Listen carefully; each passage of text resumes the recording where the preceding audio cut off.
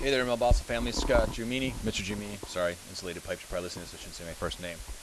Anyways, Ms. Melbossa, I received your email today about GCF and LCM and how that's kind of given us problems. So I want to kind of give some examples from the post test. So let's look at GCF first. Let me change a different color there because that's not going to show too well.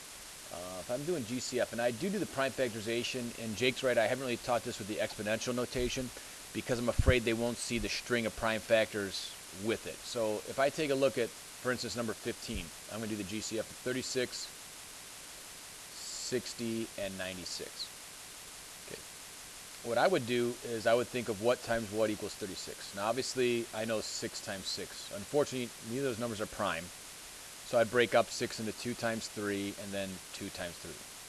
Now I do know that this is 2 squared times 3 squared, but I worry about when I try to chunk numbers, what happens when I try to chunk the exponents. So I'll go 2 times 2 times 3 times 3. I just like to kind of put them in order from least to greatest. Okay, let's look at 60. Now I know 60 is 6 times 10, so we could do 6 times 10. I could do 30 times 2.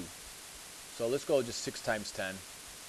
I then break 6 up into 2 times 3, and then this is 2 times 5. Again, I could use 2 squared times 3 times 5, but because I want to kind of see all the factors in this, I'm going to do 2 times 2 times 3 times 5. And I should always really go back and check to make sure that the prime factor string I created actually multiplies out to equal 60. So 5 times 3 is 15, times 2 is 30, times 2 is 60. Okay, that's good.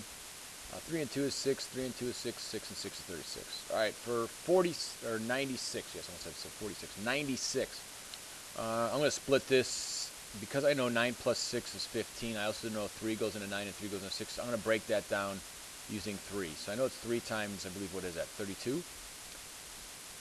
And then I'm going to go, that is 8 and 4, and that gives me 2 and 2, and this gives me 8. I know it's 2 times 2 times 2.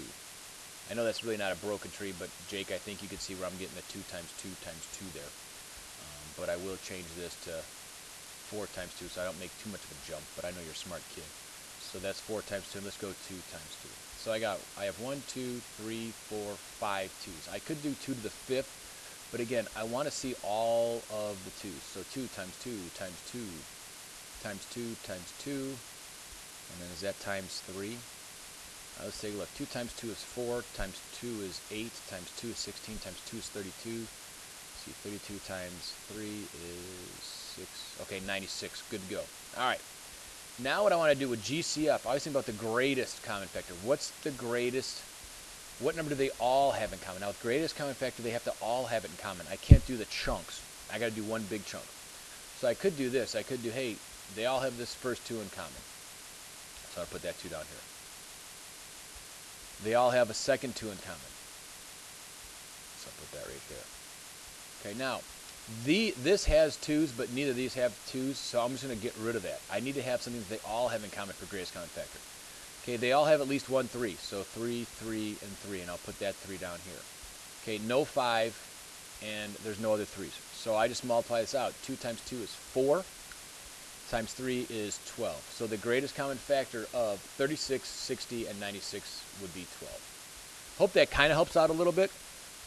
I know, Mr. Mabasa, you might do it a little differently way. And hey, Jake, if what Dad's saying or Mom's saying makes more sense, bud, all the more reason to go with that.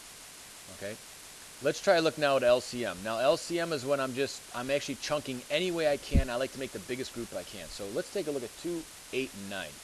2, 8, and 9. Prime factorization of 2 is just 2. That's a nice and easy one for us. 8 is 2 times 2 times 2. And then 9 is 3 times 3. Okay, now I'm going to look to see if I can make any groups. Again, they don't, now with least common multiple, it doesn't have to be common to all of them. It has to be common to at the least 2. At the greatest, it could be all 3 or all 4 or all 5. But at the very least, I have to have them both in common in 2 of them. So I have 2 2's here. Okay. Remember, I cannot group horizontally, only vertically. Can't group horizontally, only vertically. So really the only thing I have in common, at least there, is 2. Now, remember, I'm done with that. Now I take the scraps. I have 1, 2 2's. And then I have 2 3's. And I'm just going to multiply. 2 times 2 times 2. is 8. I had to think about that for a second. 3 times 3 is 9. 8 times 9 is 72. So the least common multiple of 2, 8, and 9 is 72. Okay, hope this makes a little bit more sense into my explanation in class. And then I know Mrs. Malbasa, you sent an email, and I kind of making a video of it to maybe explain it a little more clearly. I appreciate the guys, the time you're doing at home with Jake. Jake, I know you're working hard, bud. We gotta focus, and I know you're a smart kid. I bust your chops in class because I like you. If I don't teach it, usually means I don't like you. So I teach you every day. I guess maybe I like you a lot. But keep working on this. We'll do retake. If there's any other skills you guys need, let me know. All right? And hey, listen to your dad and mom, Jake. They know more about math than I do. All right, take care. Have a great night. Any questions, again, don't hesitate to email. Take care. Bye.